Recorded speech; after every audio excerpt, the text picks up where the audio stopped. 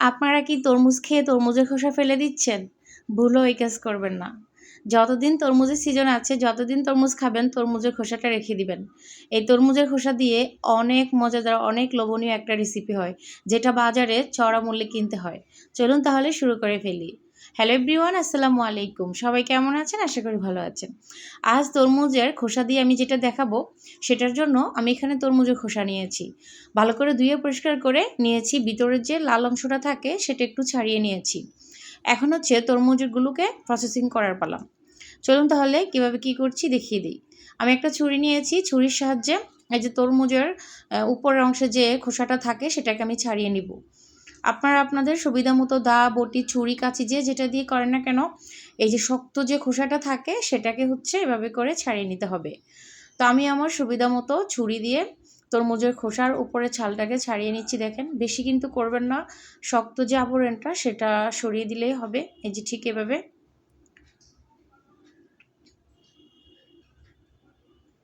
তো আমি সবগুলো তরমুজের খোসা এভাবে করে ছিলে নিব, ছিলে পিস করে কেটে নিব। এই তো আমি এভাবে করে সবগুলো কেটে নিব। তারপরে হচ্ছে আমি ছিলে এভাবে করে পিস দিয়ে নিব। আপনারা হয়তো অনেকেই বুঝে গেছেন আমি আজকে তরমুজের খোসাটা দিয়ে কি বানাতে যাচ্ছি। আর যারা বুঝেননি তারা ভিডিওটা ফুল দেখেন, আশা করি খুবই ভালো লাগবে। আর তরমুজের খোসার এই রেসিপিটা আমার বাচ্চারা এত বেশি পছন্দ করবে আমরা ভাবিনি। বাজার থেকে কিন্তু এরকম কিনতে গেলে প্রায় 200-250 টাকার মতো লেগে যায়। এটা কিন্তু বাচ্চাদের খুবই পছন্দের একটা খাবার। তো এখন দেখেন আমি পিস করে কেটে নিয়েছি। এখন একটা কাঁটা চামচ নিয়ে নিয়েছি। তো এখন একটা কাঁটা চামচের সাহায্যে আমি হচ্ছে তরমুজগুলোকে যে এভাবে করে এভাবে একটু ছিদ্র করে নেব। দেখেন আমি কিভাবে করে নিচ্ছি, খুবই সহজ। এই যে খুবই সহজেই যেভাবেই করা যায়। তো তো আমি এভাবে করে কাঁটা চামচ দিয়ে সবগুলো তরমুজের খোসা এভাবে করে ছিদ্র করে নিব। এতে করে আমাদের এই তরমুজের খোসার ভিতরে রস ঢুকতে অনেকটাই সুবিধা হবে।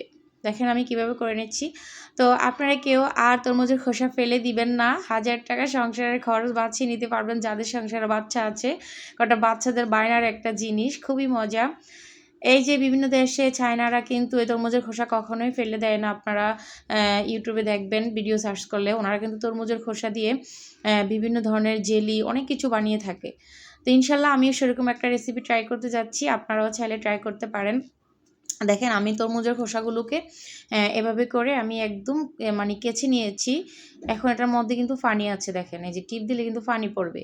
ঠিক এরকম করে নিতে হবে। এই যে কতটা পানি পড়েছে। তো আমাদের এখন পানিটা সরাতে হবে না, আমরা এখন অন্য ধাপে চলে যাব। আমি চুলায় একটা ফ্রাই প্যান বসিয়ে দিয়ে সেখানে আমি কিছুটা পানি দিয়ে দিচ্ছি। পানির মধ্যে আমি দিয়ে দিব আমার কুচি করে রাখা এই যে তরমুজের খোসাগুলোকে। দেখেন আপনারা জাস্ট তরমুজের খোসা ফেলে না দিয়ে রেসিপিটা একবার বাসায় ট্রাই করেন। একবার যদি বানানো শিখে যান, আশা করি প্রতিটা তরমুজের সিজনে আপনারা এগুলো বেশি করে বানিয়ে 1 বছর পর্যন্ত সংরক্ষণ করে খেতে পারবেন। কোনো ফ্রিজে রাখা লাগবে না, রোদে দিতে হবে না, কিছুই করতে হবে না।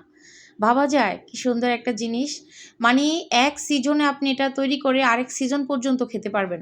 আমি একটু কম করেই বানাচ্ছি। আমি আরও একবার বানিয়েছিলাম। জাস্ট তরমুজ যখন একেবারে শেষ হয়ে যাবে তখন আমি অনেকগুলো করে বানিয়ে আমি পুরো মানে বয়াম ভরে রেখে দিব। নিজেরাও খাবো, বাচ্চারাও খাবে, খুবই মজা করে। দেখেন আমি প্রায় অনেকক্ষণ সিদ্ধ করে নিয়েছি। খুব ভালো মতো করে খোসাটাকে সিদ্ধ করে নিতে হবে। তো আমি সিদ্ধ করে একটা ছাঁকনির মধ্যে নিয়ে ঠান্ডা করে নিয়েছি। এই পর্যায়ে দেখেন যদি পারেন পানিটা ছেঁকে ফেলে দিবেন, আর না ফেললেও চলবে, সমস্যা নেই। এখন আমি একটা পাইপ্যানে কিছুটা চিনি দিয়ে দিয়েছি। চিনিটা একটু বাড়িয়ে দিতে হবে, প্রায় 1 কাপ পরিমাণ। চিনির মধ্যে আমি হচ্ছে এখন এখানে একটু পানি দিব। চিনিটা যদি 1 কাপ দেন, পানিটা দিতে হবে 2 কাপ। তো আমি এখানে চিনিটা 1 কাপ দিয়েছি, পানিটা 2 কাপ দিয়েছি। এখন হচ্ছে চিনিটাকে ভালো করে জাল করে ফুটিয়ে নিতে হবে।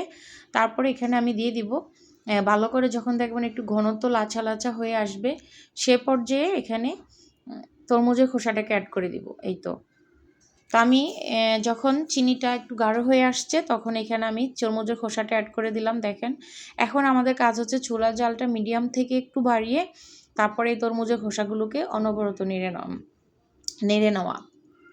এই দেখেন যেন ভিতরে রসগুলো ঢুকতে পারে আর খুবই তাড়াতাড়ি এগুলো শুকাতে পারে। ভিতরে রস না প্রবেশ করলে কিন্তু এটা জেলি ক্যান্ডি হবে না। তাই রস যেন ঢুকে যায় সে বিষয়ে খেয়াল রাখতে হবে। এটা আমি ধীরে ধীরে এই যে সাদা হয়ে আসতেছে, দেখেন কি যে মজা লাগে এটা বানাতে, খেতেও কিন্তু দারুণ। ট্রাই করতে পারেন বাসায়। আশা করি ভালো লাগবে, খারাপ লাগবে না। দেখেন।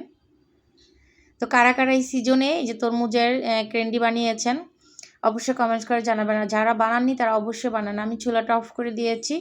এখন হচ্ছে আমি এটা একটা প্লেটে নিয়ে নিয়েছি। মাশাআল্লাহ এটা কিন্তু শুকিয়ে যাবে। দেখেন এটা খেতে এত মজার। আপনারা অবশ্যই ট্রাই করবেন।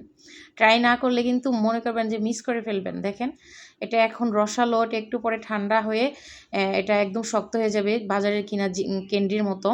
কি যে মজা এটা! আমি আপনারাও চাইলে বাসায় ট্রাই করতে পারেন। ভিডিওটা ভালো লাগলে লাইক, কমেন্ট, শেয়ার করবেন। আল্লাহ হাফেজ।